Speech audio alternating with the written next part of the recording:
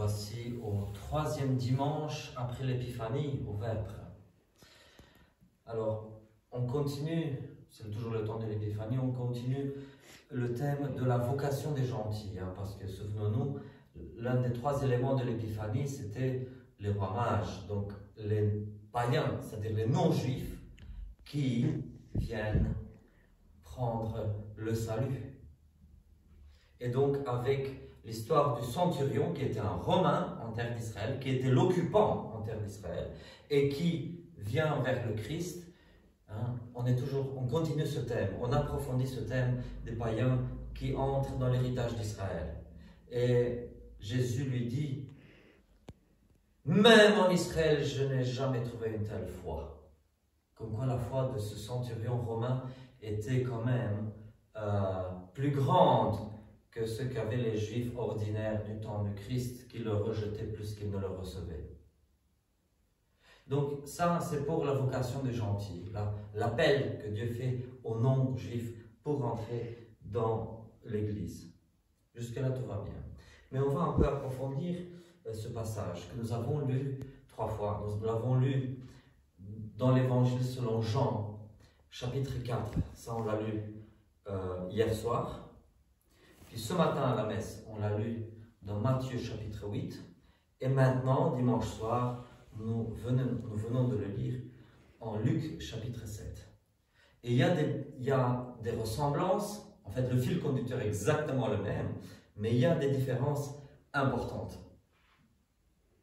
Alors, ce qui se passe, c'est que le mot utilisé par les évangélistes pour désigner la personne qui doit être guérie et sa relation au centurion, avec des mots totalement différents et hésitants. Alors, samedi soir, nous avons lu l'évangile et là, Saint Jean dit que ce fonctionnaire royal avait un fils. Le mot grec utilisé, c'est ios. Avait un fils. Et Saint Jean met dans la bouche de Jésus les paroles comme étant le Père. Et le Père qui parle de son enfant.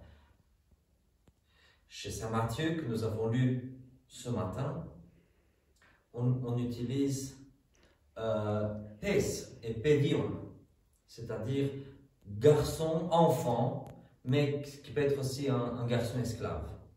Le mot est ambigu. Et ce soir dans Saint Luc, on utilise le mot doulos, qui est carrément l'esclave.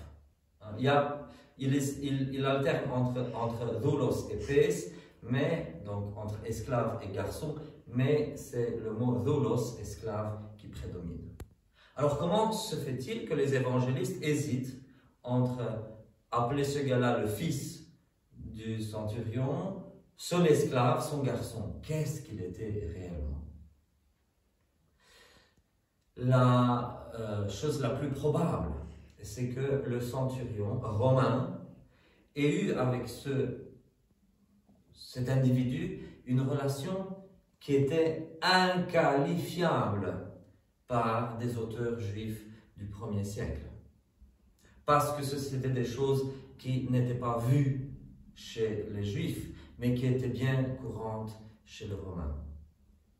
On a sans doute, je vais dire sans doute, le cas d'un homme plus âgé qui est dans un couple inégalitaire avec quelqu'un qui est plus jeune que lui. Et on peut qualifier ça d'un couple gay. Oui, on peut qualifier d'un couple gay. Un couple gay égalitaire comme de nos jours, non. Mais un couple gay tel qu'il existait chez les Romains au 1er siècle de notre ère.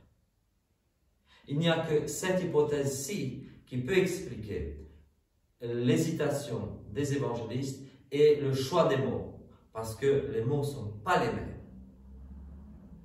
Les mots ne sont pas les mêmes. L'événement n'est qu'un seul. Il y a des gens qui ont essayé de faire croire que c'était 3 épisodes différents, mais non, on ne peut pas. Il faut être tordu pour aller jusque-là. Mais il faut être tordu pour aller jusque-là. Mais en réalité, c'est le même épisode. Seulement, les mots sont différents, voire totalement différents, pour décrire la relation entre cet homme-là, entre ces deux hommes-là en fait. Et en réalité, le Christ n'a pas condamné cette relation. Mieux encore, il a guéri le mignon du centurion. Il a guéri le mignon du centurion. Alors, on peut aller encore plus loin, parce que c'était le centurion, c'est-à-dire le représentant de l'occupation romaine. Et au temps du Christ sur terre, il y avait plein de Juifs qui attendaient un Messie qui délivre Israël de ces païens romains qui occupaient la terre d'Israël. Et le Christ n'a pas fait ça. Mieux encore, le Christ a dit que ce centurion romain avait une foi plus grande que ce qu'il y avait en Israël.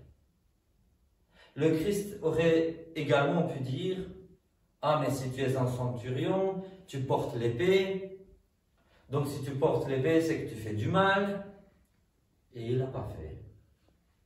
Je ne vais pas entrer maintenant en détail sur les questions du pouvoir politique et sa relation avec le pouvoir religieux ou même avec le christianisme. Mais ici, il se fait que Jésus ne leur dit pas ça. Et Saint Jean-Baptiste, plutôt, quand les soldats romains lui posent la même question, il ne leur dit pas non plus de laisser tomber leur métier et leurs armes. Donc le Christ, on peut dire qu'il accepte le centurion et son mignon dans l'état où ils sont. Alors, bien sûr, le troisième événement de l'Épiphanie, c'était les noces de Cana, et nous savons que Jésus bénit par sa présence les noces de Cana, il bénit le mariage hétérosexuel, mais